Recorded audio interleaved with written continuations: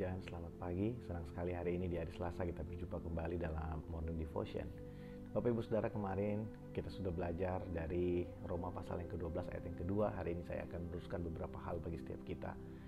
Saudara, Paulus berkata dalam Roma pasal yang ke-12 ayat yang kedua, yang sangat relate dengan apa yang disampaikan oleh Yohanes Pembaptis dalam Matius pasal yang ketiga ayat yang ke-8. Dia berkata, hasilkanlah buah yang sesuai dengan pertobatan. Nah, saudara, menghasilkan buah yang sesuai dengan pertobatan itu punya arti adalah ketika kita mengalami perubahan dari cara pandang. Pertobatan itu adalah perubahan dari cara kita melihat segala sesuatu. Kalau yang dulu kita melihat dari cara pandang dunia, yang kita ketahui bahwa ketika Paulus memberikan satu penjelasan mungkin yang cukup baik buat kita.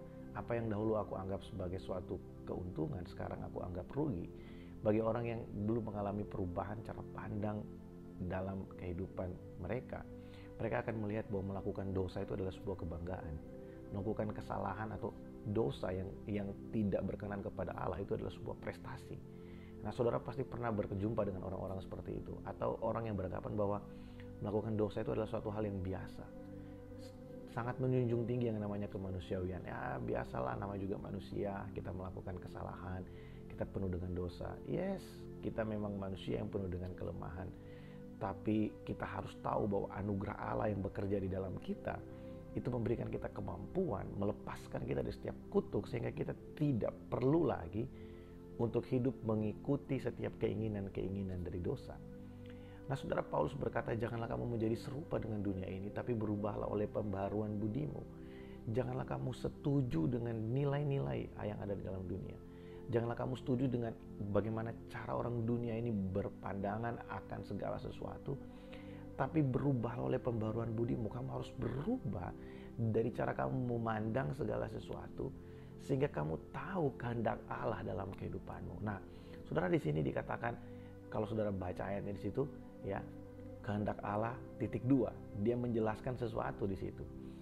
Kehendak Allah yang baik, yang berkenan kepada Allah, dan yang sempurna. Saudara, kita tahu bahwa orang yang ada di dalam dunia ini selalu punya anggapan begini.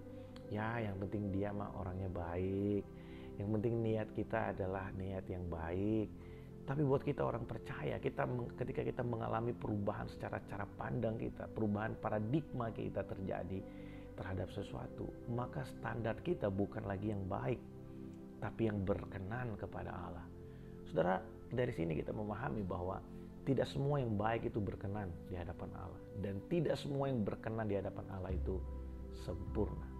Tapi kalau sesuatu yang sempurna itu pasti berkenan dan pasti baik di hadapan Allah. Semua yang berkenan di hadapan Allah itu pasti baik buat kita. Sekalipun dalam mungkin ketika kita mengalaminya, kita merasa bahwa kayaknya kita merasa kurang nyaman dengan apa yang berkenan kepada Allah. Itu karena apa? Karena memang tubuh kita ini tubuh yang berdosa, yang masih harus terus mengalami disempurnakan hari lepas hari. Nah, saudara, orang dunia punya standar yang baik. Tapi ketika kita mengenal Allah, kita orang percaya, maka kita akan meningkat menjadi berkenan. Kita tidak lagi mengejar hanya sekedar yang baik, tapi kita mengejar apa yang berkenan kepada Allah. Apa yang benar yang kita lakukan, bukan apa yang baik. Sehingga di dalam kekristenan sebenarnya tidak ada yang namanya bohong untuk kebaikan. Kalau mau bohong ya sudah bohong aja gitu ya. Bohong ya sudah bohong aja. Tidak ada bohong untuk kebaikan. Karena yang namanya bohong untuk kebaikan itu hanya terasa baik ketika kita berbohong, tapi ketika bohongnya ketahuan itu jadi tidak baik, saudara. Bohong itu dosa. Nah, saudara, ungkapan bohong untuk kebaikan ya, atau yang berkata ya kita ini bohong-bohong putih lah. Saudara, itu semua adalah tipu daya iblis yang membuat manusia kompromi dengan dosa kebohongan.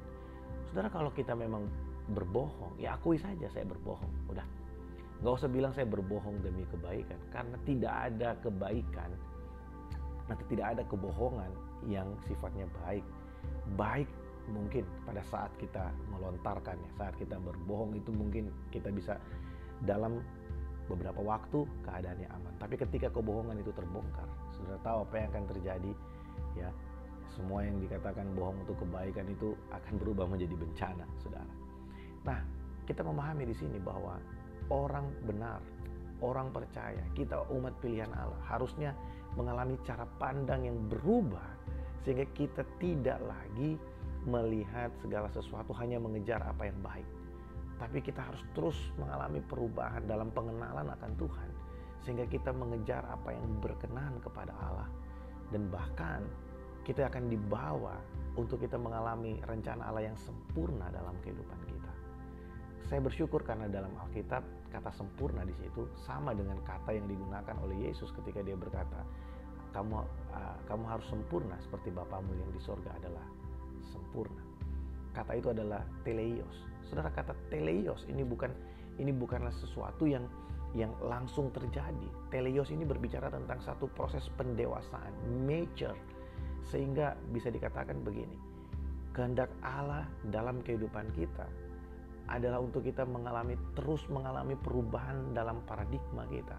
Kita terus mengalami perubahan dalam cara pandang kita, terus mengalami perubahan dalam pengenalan kita. Semakin hari semakin dalam kita mengenal Tuhan, sehingga kita dibawa semakin berkenan di hadapan Allah, dan kita semakin dewasa di dalam Allah. Kita dewasa di dalam Tuhan, dewasa dalam kita mengiring Kristus. Saudara, orang yang dewasa di dalam Tuhan tidak akan menghabiskan waktunya untuk memikirkan sesuatu yang hanya habis di dalam dunia ini. Termasuk persoalan dan pergumulan kita, semuanya akan berakhir, saudara. Tidak ada pergumulan yang sifatnya kekal. Yang kekal itu hanya kasih Allah bagi kita. Kalau kita tahu kasih Allah itu kekal bagi kita, yang namanya pergumulan itu pasti terjadi, persoalan pasti terjadi dalam dunia ini.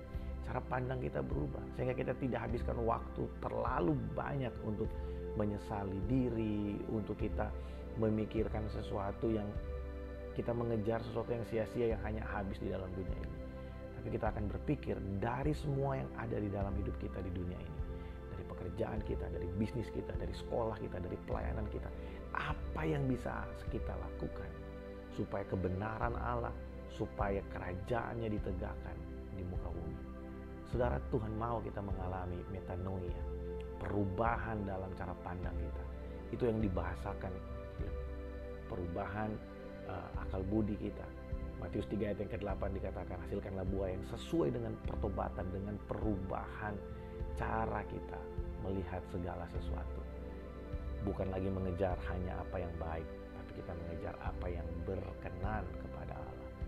Saudara, waktu ular menggoda Adam dan Hawa di Taman Eden, dia melontarkan satu kebohongan kepada mereka, kepada Hawa, dengan berkata, kalau kamu makan buah pengetahuan yang baik dan yang jahat ini, kamu akan menjadi serupa dengan Allah.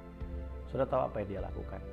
Dia memberikan janji kepada Adam dan Hawa bahwa mereka bisa menjadi serupa dengan Allah dengan cara melawan Allah. Mereka bisa menjadi serupa dengan Allah dengan cara melanggar perintah-perintah Allah. Saudara, ketika Hawa melihat buah itu, apa dikatakan? Firman Tuhan berkata, Hawa melihat bahwa buah itu baik dan menarik hati. Bapak Ibu Saudara, ada banyak orang hari-hari ini yang tertipu dengan setan. Mereka melihat bahwa sepertinya ini baik, sepertinya ini menarik hati. Mungkin ini baik buat saya. Kita lupa untuk melihat lebih jauh, apakah itu berkenan di hadapan Allah. Apakah Tuhan disenangkan dengan apa yang kita lakukan? Apakah itu sesuai dengan firman Allah? Apakah itu sesuai dengan ketetapan-ketetapan yang Allah buat dalam hidup kita? Kita tinggal dalam kerajaan Allah. Dan Yesus Kristus adalah Raja bagi setiap kita. Sang Raja yang berdaulat dan berkuasa, Dia membuat segala kebijakan, semua peraturan. Dia buat bukan untuk menambah beban kita.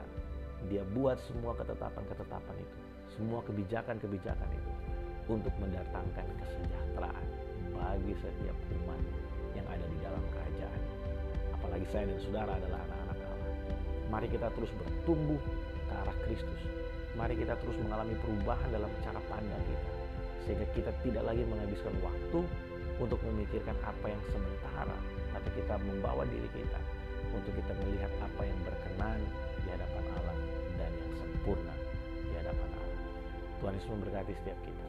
Shalom.